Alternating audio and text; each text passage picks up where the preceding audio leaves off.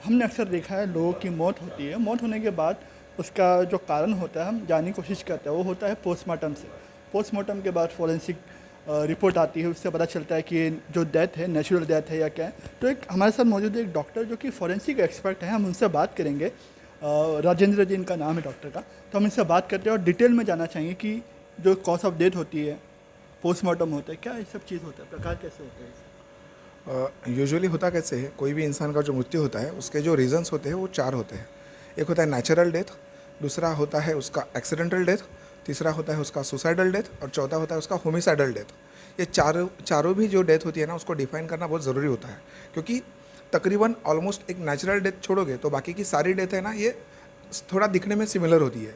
For example, जो इंसान डूब के मरा है वो गलती से डूब के मरा है, किसी ने उसको धक्का दिया है, या उसने सुसाइड किया है, वो जानना बेहद ज़रूरी होता है, ताकि उस चीज़ का आपको पता लग सके कि ये कौन से टाइप की डेथ है। वैसे ही किसी का अगर जल के मृत्यु होता है तो गलती से वो जला है एक्सीडेंटली, या फिर उसने अपने आप को जला के लिया है, या किसी ने उसको जला दिया है, ये भी चीज़ों को जानना ज़रूरी है। अगर उसने खुद से जला के लिया है तो ये सुसाइडल डेथ हो गया, अगर उसको किसी ने जला दिया है तो ये हत्या मतलब होमिसाइडल डेथ हो गया, और अगर वो गलती से आग लगी और उसमें अगर वो जल गया तो एक्सीडेंटल डेथ हुआ।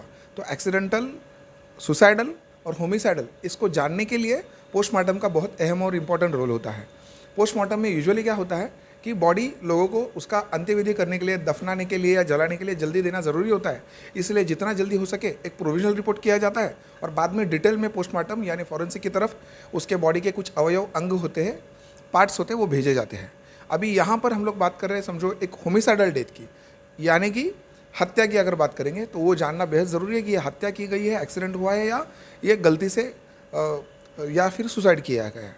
ऐसे टाइम पे बॉडी के कुछ पार्ट्स जो है वो निकाले जाते हैं। फॉर एग्जांपल, अगर कोई डूब के मरा है या आग लग के मरा है तो लंग्स जिसको बोलते हैं, फेफड़े जिसको बोलते हैं, उनको निकाला जाता है, और ये जो फेफड़े हैं ये फॉरेंसिक में भेजे जाते हैं। उससे ये मालूम पड़ता है जैसे कोई जल के मरा है, किसी का अगर कोई अगर फीमेल है वो अगर जल के मरी है तो क्या होगा कि अगर वो जल के मरी है तो मरने तक, आखिरी सांस तक उसने क्या किया है, ब्रीदिंग किया हुआ है, सांस ली हुई है। तो जो आजू में जो धुआं था वो उसके ब्रीदिंग में, रेस्पिरेशन में, श्वासोच्छ्वास में, उसके लंग्स के अंदर चला गया है, और वो जब उसका पोस्टमार्टम होगा तो फेफड़े के अंदर उसके वो जो धुआं यानी कार्बन डाइऑक्साइड मिलेगा, और ये मिलेगा मतलब उसका जो डेथ है वो जल के हुआ है।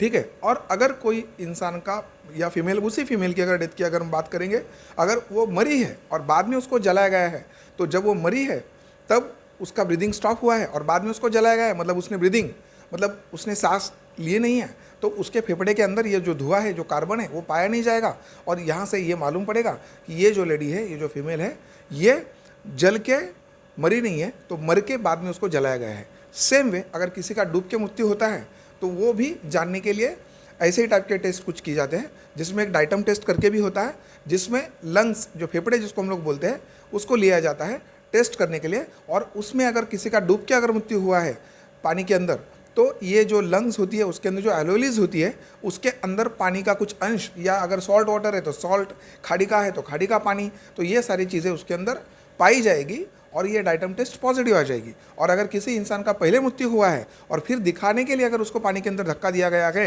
या पानी के अंदर उसको डाला गया है, तो ये जब मरा इंसान तब उसका ब्रीदिंग स्टॉप हो गया, और बाद में फिर पानी में जाने के बाद उसका ब्रीदिंग चालू नहीं है, तो उसके फेफड़े के अंदर पानी जाना वो पॉसिबल नहीं है, और उसी के साथ जो एलोलीज होती है उसके अंदर भी पानी जाना पॉसिबल नहीं है। तो पोस्टमार्टम में, फॉरेंसिक में, ये डाइटम टेस्ट जो है वो निगेटिव आ जाएगा। ये होता है पोस्टमार्टम। एक आखिरी सवाल मेरा ये रहेगा आपसे कि अक्सर हमने देखा है कि फॉरेंसिक रिपोर्ट की अगर हम बात करें तो ये इतना समय लोगों का कहना रहता है, लोग अप्रोच करते हैं, लोग कहते हैं इतना लेट क्यों आता है, फॉरेंसिक जो रिपोर्ट होती है इतनी लेट आती है, तो इसकी वजह क्या हो सकती है, आप लोगों को अगर बता पाएँ। अभी यूजुअली क्या होता है, वो तो सेम वैसे हो गया जैसे गवर्नमेंट के जो मतलब कोर्ट में केसेस पेंडिंग है, जी। वैसे ये हुआ।